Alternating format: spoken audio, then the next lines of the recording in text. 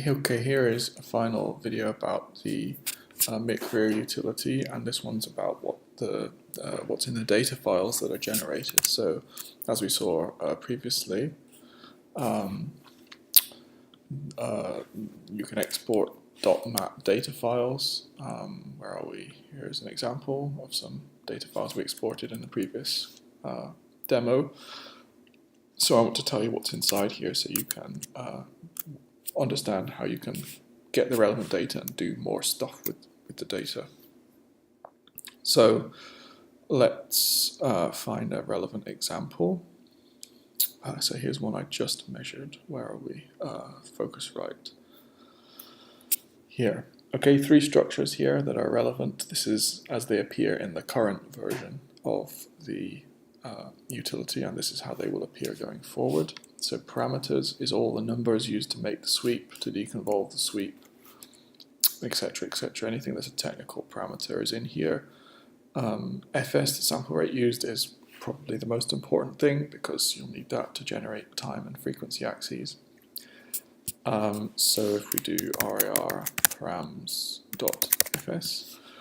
returns the sample rate. The metadata structure contains all that relevant information about your measurement. And I notice as I'm saying this that I think it's maybe missing that extra column, so I need to go back and add that extra text thing. Okay, so in any case, it's all here. Your channel names guy contains a cell array of strings that label each of the channels, and that's it. RIR data contains whatever, 5, 7 signals here that are relevant from the acquisition. So the most important one probably is the IR, is the guy called IR.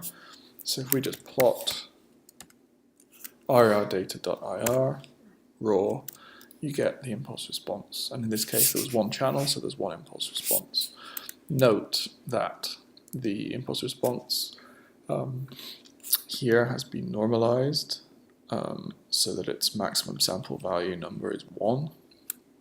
If you had multiple channels of data, by default the behavior is to normalize them so that the loudest signal has a value of plus or minus 1 and everything else is relative to that. So if you've got, binaural microphone, for example, with 2 channels or 4 channels, the loudest channel will be up plus or minus 1 and everything else is maintained, their relative level is maintained as you would want. Furthermore, note that this horizontal axis here is in samples, of course. I've not got a time vector. I chose not to arbitrarily, specifically include time vectors in this data set because you can always regenerate them and it just makes the data files bigger. So at the moment this is in samples, so of course you can very easily make a time vector for yourself. Let's make one here just to show you. 0 in steps of RIR underscore params.ts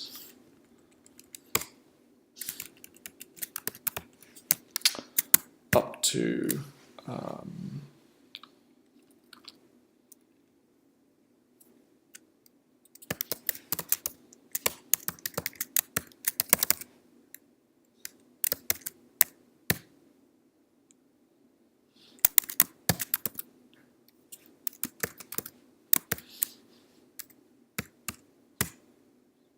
oops, forgot to comment that. Okay, so that should give us something in tvec that's 960 samples long. And if I then moderate or modify my plotting command, then I get a time axis in seconds, which is 20 milliseconds long, as we'd expect. Okay, so that's the impulse response. The frequency response exists as well, of course, and you can plot that very easily like that. And in this case it's pretty boring, it's just flat. Of course this in the default state is in samples, again not in not in hertz, so you'll need to make a frequency axis if you want to plot against frequency, so we can do that, I guess, pretty easily.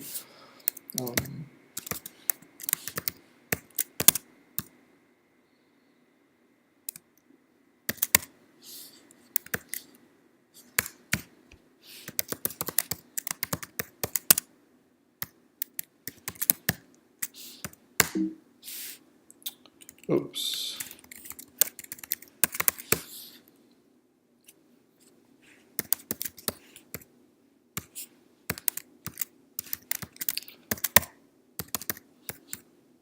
Nothing like silent coding. Oh dear.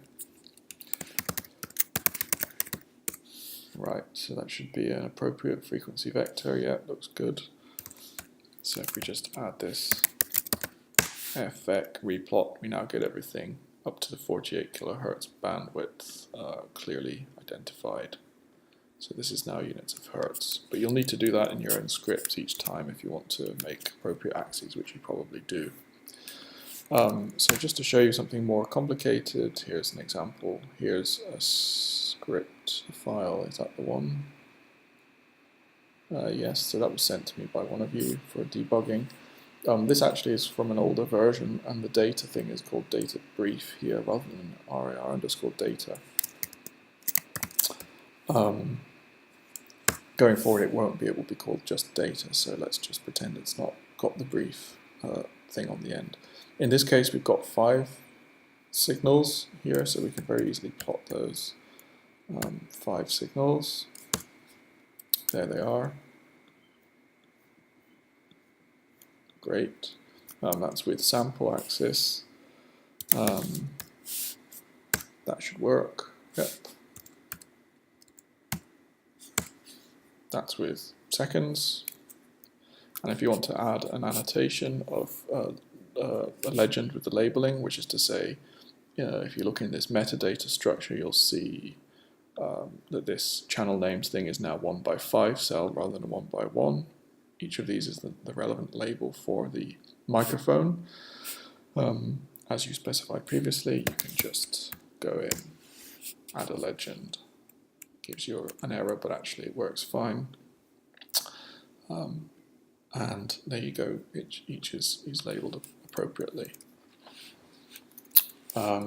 So that's it, I think. Anything else to say?